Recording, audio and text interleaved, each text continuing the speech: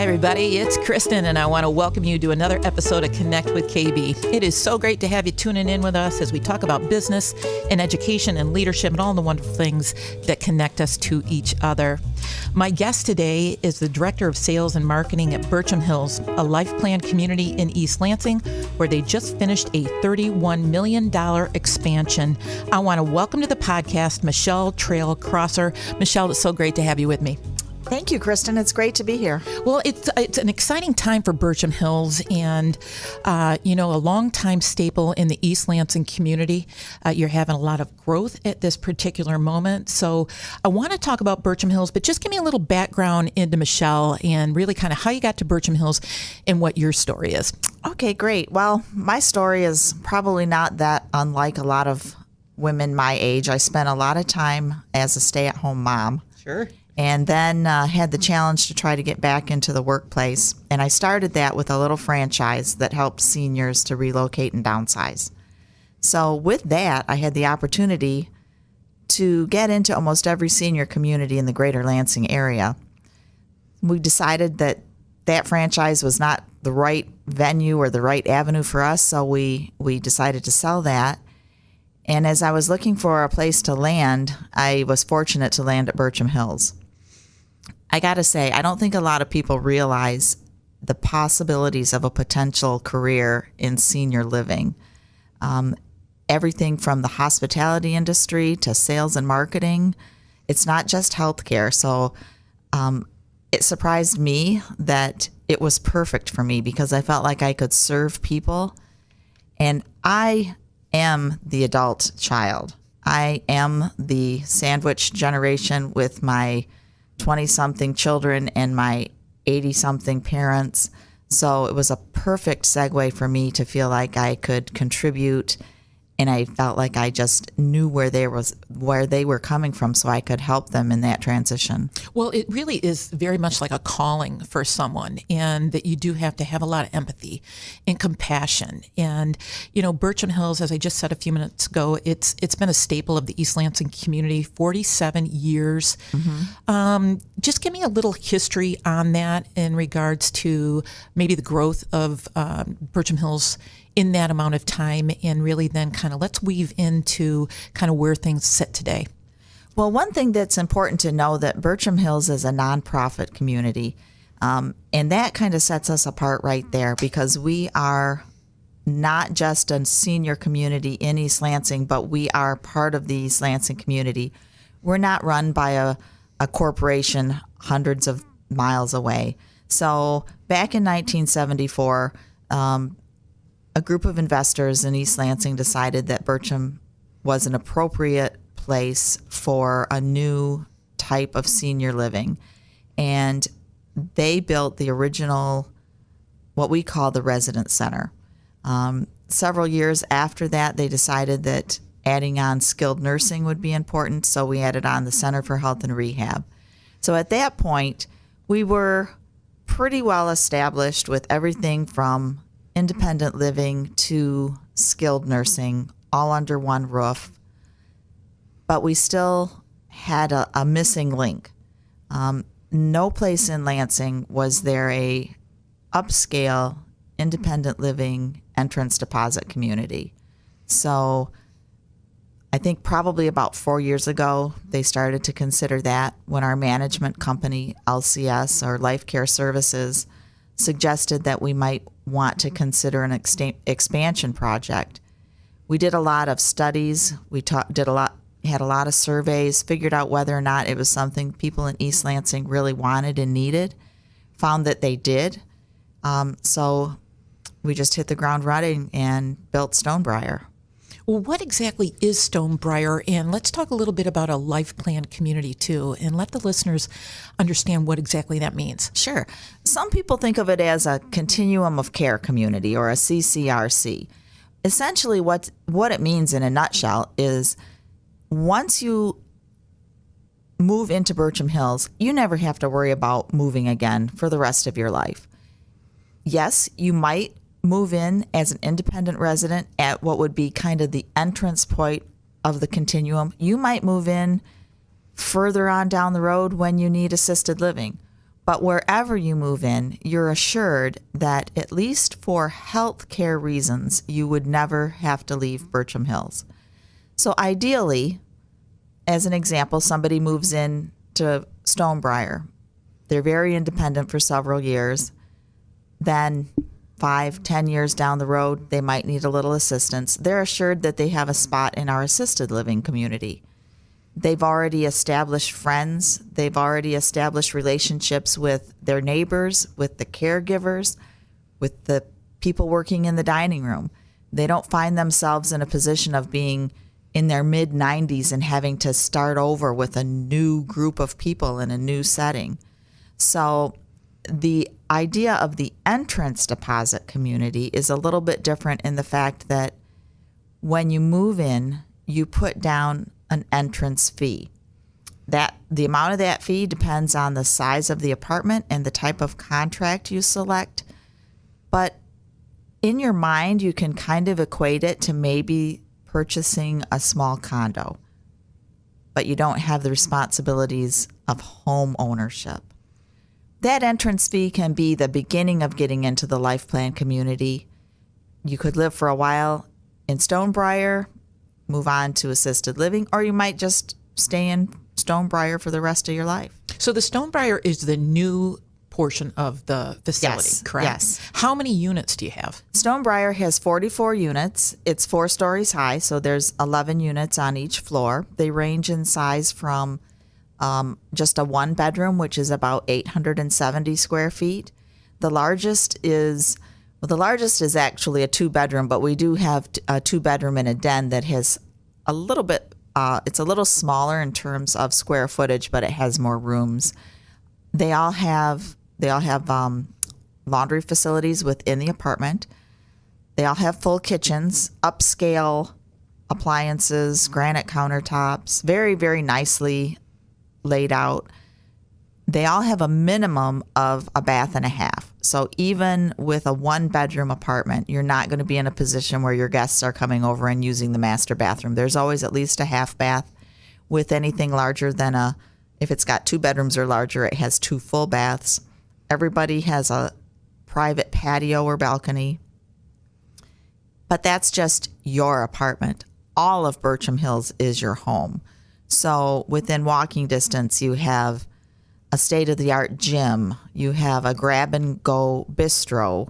You have a full formal dining room. You have a hair salon. You have walking paths. You have a koi pond. Really,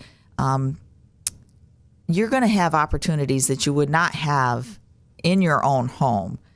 So you take advantage, and we hope that people, when they move in, take advantage of everything Burcham Hills has to offer. Well, I tell you what, I had an opportunity to drive by last night. I knew you were coming on the podcast, and so it was the most beautiful little sight for me to see these 2 gentlemen sitting in their walker, so there's a seat in the walker, and they were like looking up over like towards the sunset. And I thought that was so apropos for the messaging about finding comfort and safety and friendship and all of those things. And so as you talk about Stonebriar, how many of those units are actually available still? And is there an age minimum to come into the facility?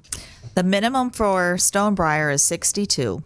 And if your spouse is over 62 and you're younger than that, you can still move in.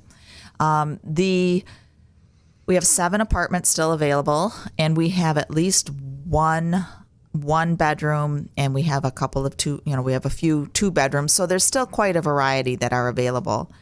So right now you can actually come in, you can touch, you can see, you can experience Stonebriar. So if somebody out there wants to even just get a feel for what it looks like, I welcome them to come in and at any time and see what we have to offer. But I do want to make a comment about what you said about friendships. We are on Thursday evenings, we have a happy hour with our Stonebriar residents, and so far we've had about 20 apartments move in. A lot of those are couples, so that's probably closer to maybe 30 people. Their last happy hour last Thursday, it was so heartwarming to see how much they were already getting to know each other and sharing stories and, enjoying a glass of wine. Our bistro does have a liquor license, so we have beer and wine, and chef put out an excellent happy hour spread. It was just so much fun. I had the opportunity to join them, and I'm looking forward to going back again tomorrow.